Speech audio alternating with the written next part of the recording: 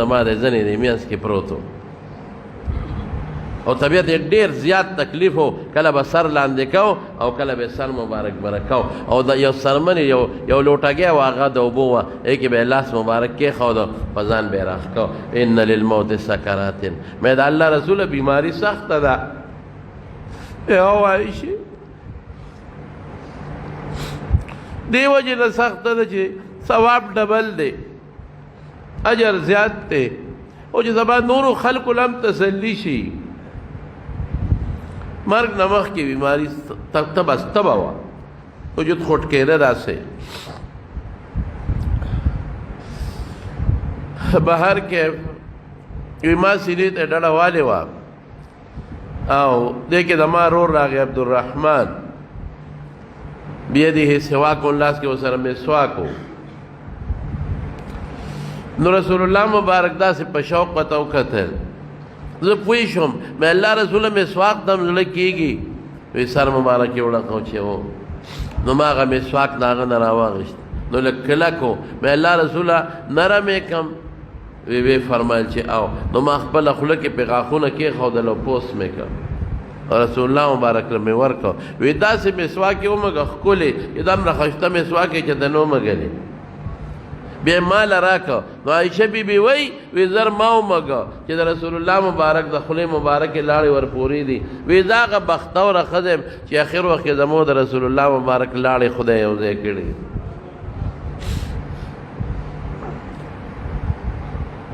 دې دوران کې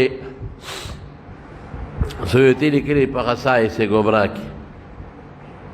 جبریل علیه السلام اجازت وغوښته دا هغه لیکلي عایشه جبریل راغی جبریل علیه السلام ورته وایي ما سره یو فرشته راغلی ده چې هغه اسمان نه په ړومبي ځل راغلی ده دې نه مخکې هغه اسمان نه نه ده راغلي اجازت غواړي وی داخل دي شي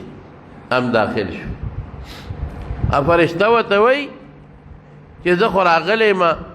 الله تعالی اختیار درکړی دی د دنیا ژوند دی خوښ دی که الله له ځئ دنیا دی خوښه ده که الله ملاقات دی خوښ دی اوس پیغمبر له دا یو قانون دی چې الله پیغمبر له د مرګ وخت اختیار ورکوي دا د هغه یو عزت دی نور پیغمبر ته چې وایي خدای له ځئ که دنیا پیغمبر په دنیا بیا څه کوي نو رسول الله مبارک حضرت جبریل ته داسې نیغ وکتل د مشورې په توګه ملګری دی که داسې ورته یې وکتل نو جبریل علیه السلام ورته وایي چې اختیار خو تاله الله درکو ان الله یتشوق الی لقائک خدای پاک ستا ملاقات ته ډېر شوق کې دی نو اوس خوښه دې خپله رسول الله مبارک فرمایل اللهم الرفیق الاعلی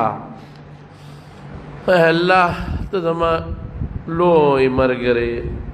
وی زه پوه شم چې اختیار میلاو شو مونږ یې وخت نه کړو او الله یې خوښ کړو او فرشتې دوی امضي لامرکا کار دې چالو کا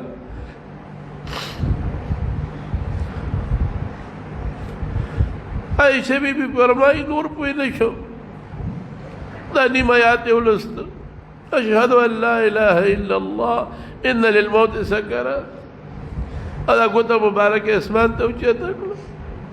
اللهم رفيق الاعلى اللهم على الذين انعم الله عليهم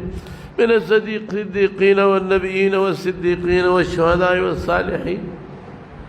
وحسن اولئك رفيقا اذا ګوته مبارک اوچته کړه یو خوشبو به محسوسه کړه نور پوه نه شو لاس مبارک یې ښکته روح لاړ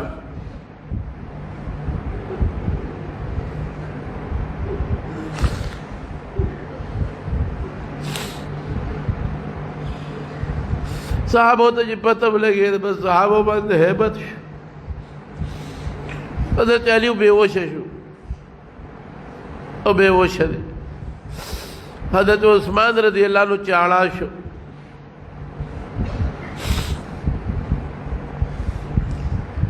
حضرت عمر فاروق رضی اللہ عنہ دماغ او دانگل او تورے واغشتو جماعت کی ادرت وی منافقان وی چې رسول الله مبارک وفات شوی دی، هغه وفات نه دی، د الله ملاقات لتلی دی، لکه څنګه چې موسی علیہ السلام کوه طور ته د الله ملاقات لتلی او راضی به کم منافقین چې وی چې د رسول الله مبارک وفات دی زما په دې توره به سر وی، او که چا نه مې واورېدل چې رسول الله مبارک وفات دی زه پوه شه زما توره پوه شه، یا غږ نه کوه، هلته جاړي خلک، هلته جاړي، هلته جاړي. حضرت ابوبکر صدیق پسې اطلاع لاړه، راغی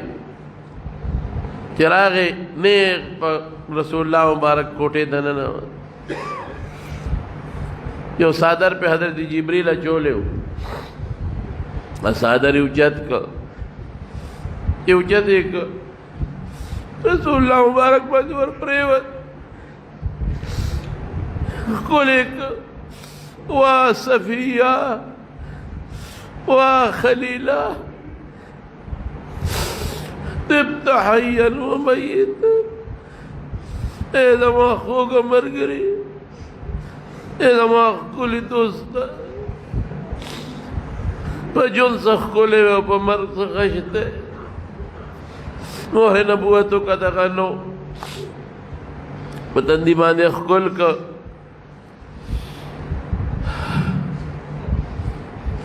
او بار نه ووت. دا د ګل ورځ وه، تقریبا 10 بجې ټیم و، بار چې راووته نو عمر ته ویې کښېنه، هغه نه کښېناستی ده، هلته محراب کې ودرېده، اعلان یې وکړ من کان یعبد محمدا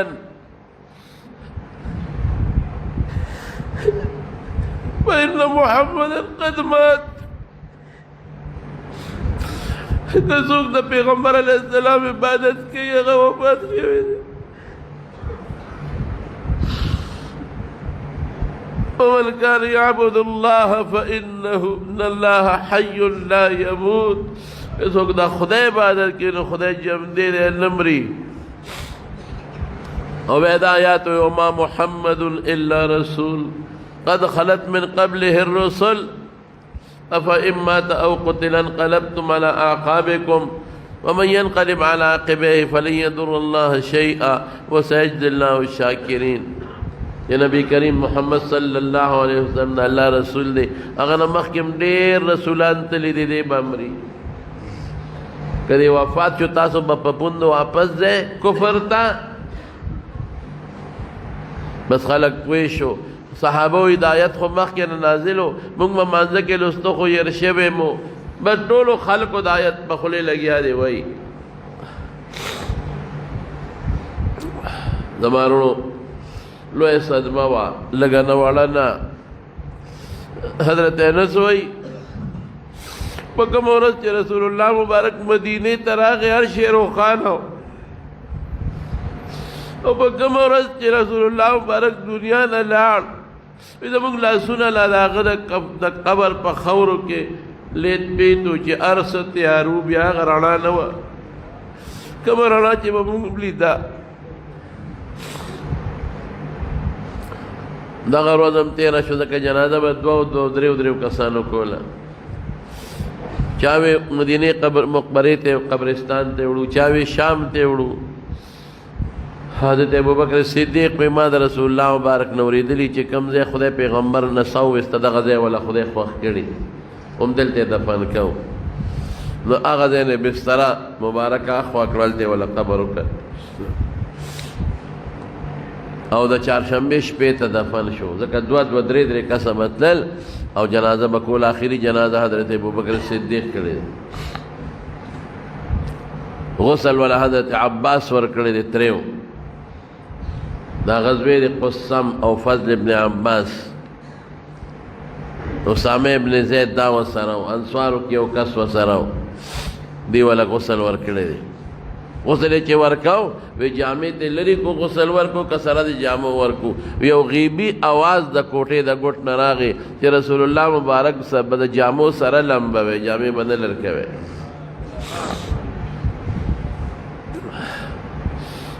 یا چې کله دفن شو چهارشنبې په شپه حضرت انس وی مونږ سره خورې واړولې بار روانو چاریا دې را سره وې حضرت فاطمه ولاړه وه مونږ لار کې ولاړه وه ما ته ویل څه خوند دې درکړه ډېره مړونه خوشحاله شو چې د خدای په رسول هم خاورې واړولې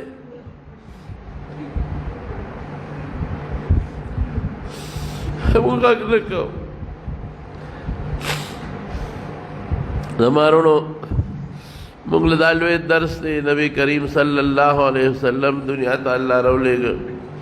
دنیا پہ روخانه شو اوسه پورې دا زموږ ایمان او اسلام د هغې د برکته دی دا دین د هغې د برکته دی الله پہ ډېره لویه ګمراهي ختمه کړه لویه تیاره پہ رب العالمین ختمه کړه او بیا چې کله د هغې د دنیا نه ضرورت ختم شو الله ځان ته وبللی ولاړ 63 کالو په عمر کې دغه رنګې موږ به یو ځل د دنیا نه ځو رسول الله مبارک نه خو الله لوی کار واغېست هغه صحابو نه خو الله ډېر لوی کار واغېست موږ به څه کوو موږ نه به څه کېږي ای دنیا نه لاړل موږ له به سفارش کوي انشاءالله الله دې هغې سره موږ حوض کوثر په غاړه باندې ملګري کړي موږ به د الله نه دا سوال کوو چې د هغه غرولو شوي دین الله زموږ نصیب کړي و دغه دین الله زموږ ژوند او زموږ مرګ نصیب وګرځولی کړي او د هغې د سنتو الله پاک زموږ اتباع و تابعداري نصیب तोलो उसकी शख्सियत को मुवाजना करो कि कब इसने मेरे साथ अच्छा सलूक किया है, कब इसकी नेकियां कौन कौन सी हैं, इसके अच्छे अमाल कौन कौन से हैं।